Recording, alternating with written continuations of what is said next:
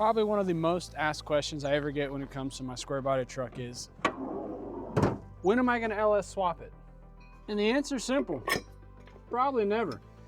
In this video, I'm gonna go over with you guys why I chose not to LS swap my square body truck and why a simple small block Chevrolet is more than enough for any real world build. So if you're in any kind of classic cars and trucks and you don't wanna see an LS swap going into one of these things, you might wanna stick around for this one.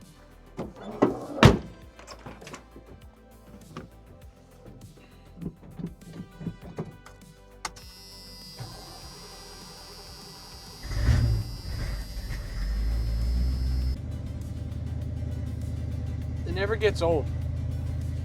Simple small block Chevrolet quadra-jet carburetor. Let the choke hit and it warms right up.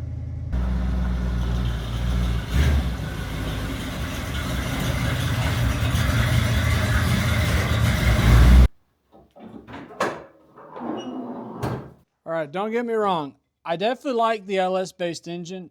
It has been proven time and time again to be such an efficient engine. Makes great power.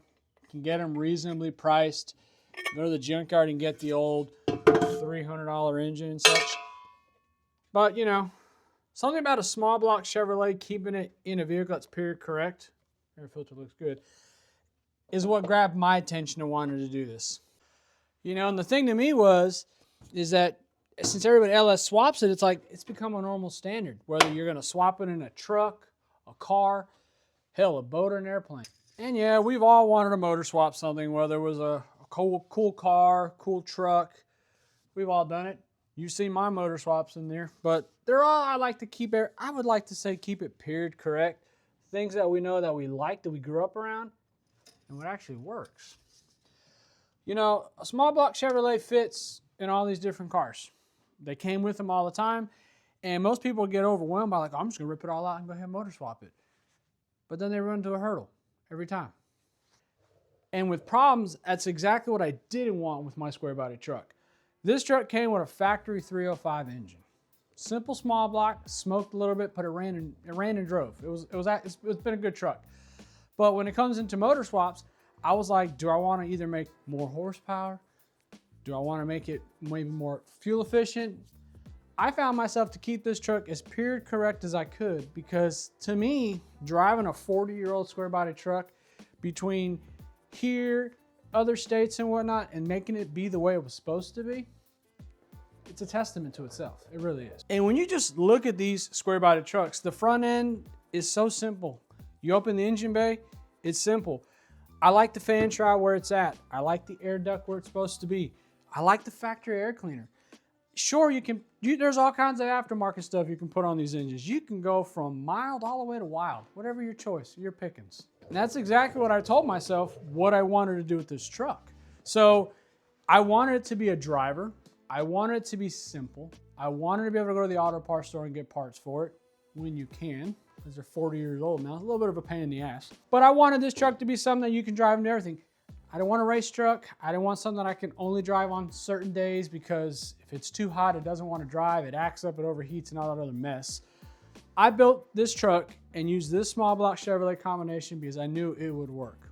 This engine I found off the Facebook Marketplace, and we threw the dice at it, and this truck has performed so well with it.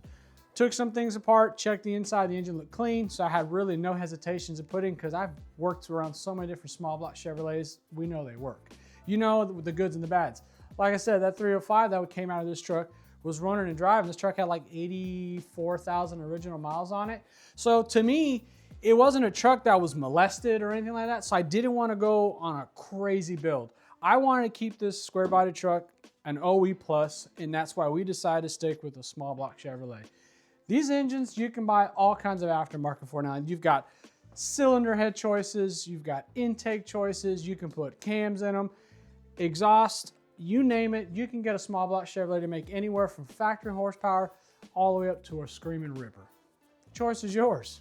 And they're not really that expensive. And bringing me to the point of this, the Chevy LS is not a complicated engine to work on, not a very expensive engine also to work on. The biggest thing you run into hurdle-wise that when it comes into motor swap, and I think most people run into a problem, is if you don't get a parts car or truck that these come out of, you're gonna be chasing front engine accessories, wiring, all the accessory brackets, you name it. That's where this comes in. This motor I bought for 300 bucks, literally as you see it.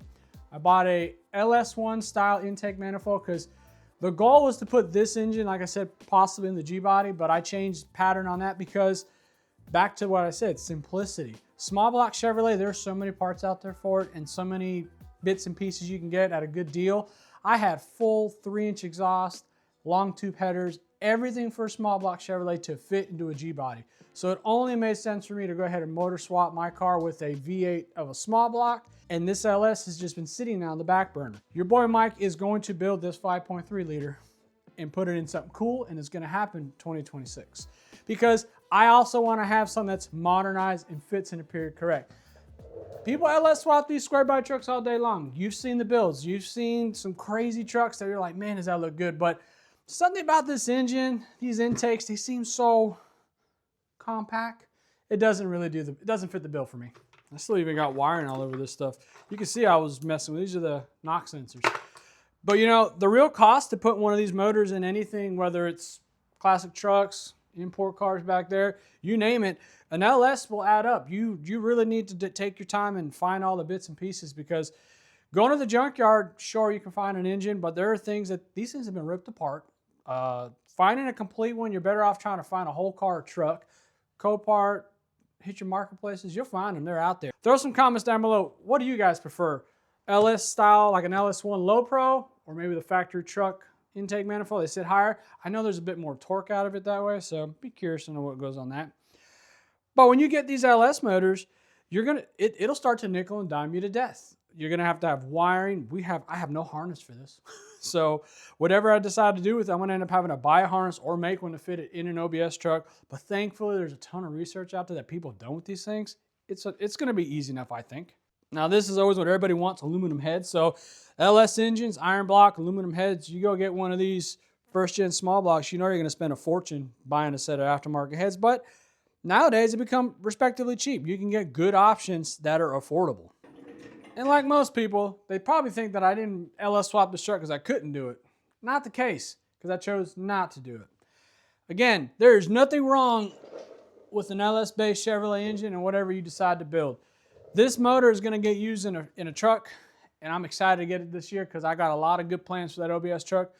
I'll throw you guys a little sneak peek over here, a little clip of it in its current condition. But this LS motor, I've already got stuff stashed away. I've got a Brian Tooley cam. I've got lifters.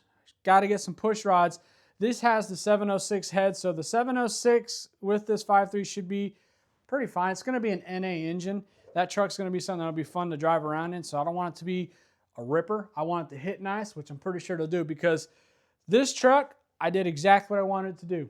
We made it to be a nice little ripper, drives around everywhere, and I didn't do anything crazy with it either. Kept it simple. This LS swap, and if that's what you're going to do in any of your stuff, keep it simple. Can't go wrong. I'm telling you, you pop the hood on these trucks, and that looks right. Small block Chevrolet, it looks clean. This one I put together, and I got it to run. I want it to look kind of factory with some of the vacuum accessories out of there, but I eliminated a lot of stuff. But leaving a truck or a car classic in its OE style, to me, is important. Small block Chevrolet will be hands down the #1 choice still. No matter how many people get out there, you're going to hear in the comments, I'm sure we're going to have keyboard warriors out there, which is perfectly fine. I like to have people tell me what they think is better or not, because I really don't care. We're here to give each other advice. That's it. I might actually look at doing a big block swap on this truck long term, but I'm still kind of throwing the idea of what I want to do. I've got a lot of other projects to do this season, so we're going to figure out what might happen with this truck. So now, if you have enjoyed this video, go ahead and throw a comment down there and let me know. Make sure you hit that like and subscribe. I want to hear your guys' thoughts. Should we have done an LS or kept a small block Chevrolet? Or should we maybe use an LS in something different? Maybe the Cutlass build. I don't know, but if you guys enjoyed the video, I want to hear it. Next one you're going to see us do, we're going to go ahead and get the actual walkthrough video on the Cutlass. You can see that video right up here of where I did the introduction on it, but we're actually going to do a drive and everything on it officially because I think winter is gone. So make sure you guys stick around. I'll see you at the next video. We're going to go ahead and, oh yeah, come on. The cam's great, man. Just, I love it.